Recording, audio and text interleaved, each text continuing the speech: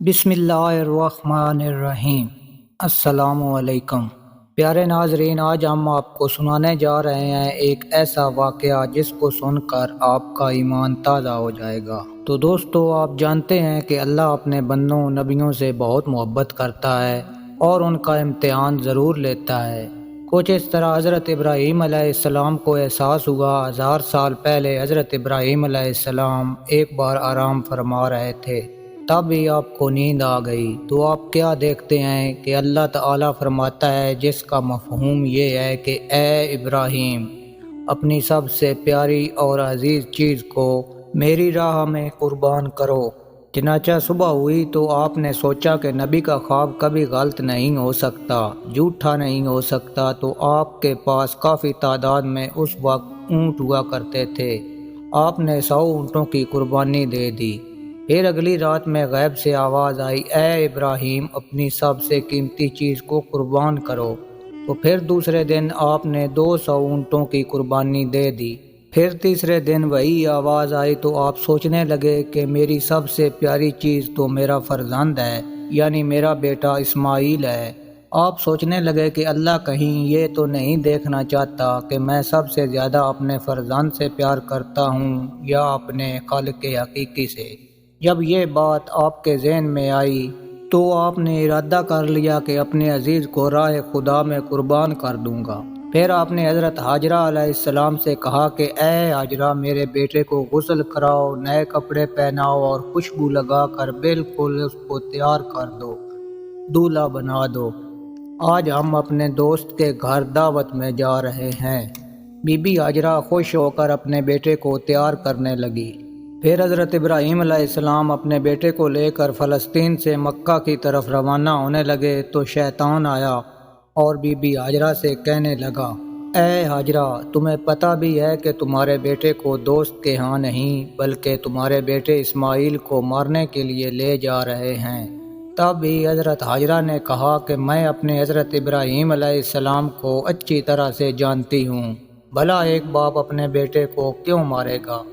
شیطان نے کہا، ابراہیم نے خواب میں دیکھا ہے کہ اللہ کی طرف سے تمہارے بیٹے کو قربان کرنے کے لیے لے جانا ہی ہے۔ تو بی بی ہاجرہ فخر سے کہنے لگی کہ شیطان تم پر لعنت ہو، اگر میرا بیٹا اللہ کی راہ میں قربان ہونے جا رہا ہے تو ایک اسماعیل کیا ایسے ہزاروں بیٹے اللہ کی راہ میں قربان کر دوں۔ پھر شیطان حضرت اسماعیل علیہ السلام کے پاس آیا اور بولا، تمہیں پتہ بھی ہے کہ تمہارا بابا تمہیں کہاں لے جا رہا ہے؟ تمہیں وہ اللہ کی راہ میں قربان کرنے کے لیے لے جا رہے ہیں۔ حضرت اسماعیل علیہ السلام نے جواب دیا کہ اگر میں اللہ کی راہ میں قربان ہو جاؤں تو اس سے بڑا خوش نصیب کون ہوگا؟ اور شیطان یہی سوال لے کر حضرت ابراہیم علیہ السلام کی طرف گیا اور کہا کہ تم اپنے بیٹے کو کیوں قربان کر رہے ہو؟ تمہیں پتہ بھی ہے کہ تمہاری قربانی قبول ہوگی یا نہیں؟ تبھی حضرت ابراہیم علیہ السلام پتھر اٹھاتے ہیں اور شیطان کو لعنت کہہ کر وہ پتھر مارتے ہیں۔ بتایا جاتا ہے کہ تبھی سے مکہ شریف میں حج کے دوران شیطان کو پتھر مارا جاتا ہے۔ پھر آپ آگے بڑھنے لگے اور اپنے پیارے فرزند سے فرماتے ہیں، کیا آپ کو پتہ ہے کہ ہم آپ کو اللہ کی راہ میں قربان کرنے کے لیے لے جا رہے ہیں؟ تبھی حضرت اسماعیل علیہ السلام کہنے لگے، بابا، اس سے بہتر میرے لیے کیا ہوگا کہ مجھے اللہ کی راہ میں ایک اللہ کے نبی قربان کرنے کے لیے لے جا رہے ہیں، لیکن بابا میری ایک التجا ہے کہ جب میرا گلا کٹے گا تو آپ نہیں دیکھ پاؤ گے، اس لیے رسی سے میرے ہاتھ پاؤں دونوں اچھی طرح سے باندھ لینا، اور بابا میں چاہوں گا کہ آپ اپنی آنکھوں پر پٹی باندھ لیں تاکہ آپ کو مجھ پر رحم نہ آ جائے۔ بس پھر کیا تھا، حضرت ابراہیم علیہ السلام نے اپنے بیٹے کے ہاتھ پیر باندھ دیے اور آنکھوں پر پٹی باندھ لی اور ہاتھوں میں چھری لے کر آسمان کی طرف دیکھا اور کہا کہ اے اللہ، اگر تو مجھے 1000 اسماعیل دیتا تو ہزاروں اسماعیل کو تیری راہ میں قربان کر دیتا۔ یہ کہہ کر گردن کی طرف چھری لے جانے لگے تو اللہ نے فرمایا کہ اے جبرائیل، جاؤ جنت سے ایک جانور لے کر جاؤ اور اسماعیل کو ہٹا دو اور اس کی جگہ اس جانور کو رکھ دو۔ تو ابراہیم اپنے امتحان میں پاس ہو گیا۔ جیسے ہی آپ نے چھری کو پھیرا، پھیرتے ہی جو خون بہنے لگا تو آپ نے اپنی آنکھوں سے پٹی کھول لی تو کیا دیکھتے ہیں کہ آپ کا بیٹا صحیح سلامت ہے اور ان کے ساتھ کھڑا ہے۔ نیچے دیکھا تو ایک دمبا جس کو ہم بھیڑ کہتے ہیں حضرت اسماعیل علیہ السلام کی جگہ پر قربان ہو چکا ہے۔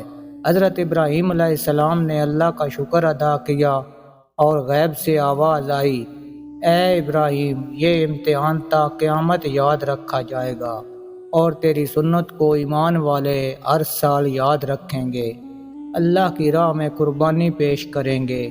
تب ہی سے یہ سلسلہ جاری ہوا۔ عید کے 70 دن بعد یعنی 2 مہینے 10 دن کے بعد بقرہ عید منائی جاتی ہے۔ ہندوستان، پاکستان، بنگلہ دیش اور تمام ملکوں میں 3 دن تک یہ تہوار منایا جاتا ہے، جس میں دمبا، بکرا، گائے اور اونٹ حلال جانوروں کو ذبح کیا جاتا ہے اور ان کے گوشت کے 3 حصے بنائے جاتے ہیں۔ پہلا حصہ غریبوں مسکینوں کے لیے، دوسرا حصہ رشتہ داروں کے لیے اور تیسرا حصہ اپنے گھر کے لیے رکھا جاتا ہے۔ بقرہ عید کو عید الاضحیٰ بھی کہا جاتا ہے۔ جو لوگ قربانی کر رہے ہیں وہ خاص کر غریبوں کو ضرور تقسیم کریں۔ اللہ ہم سب کو عمل کی توفیق عطا فرمائے اور ہم میں سے جو کوئی قربانی کر رہا ہے اس کی قربانی قبول فرمائے۔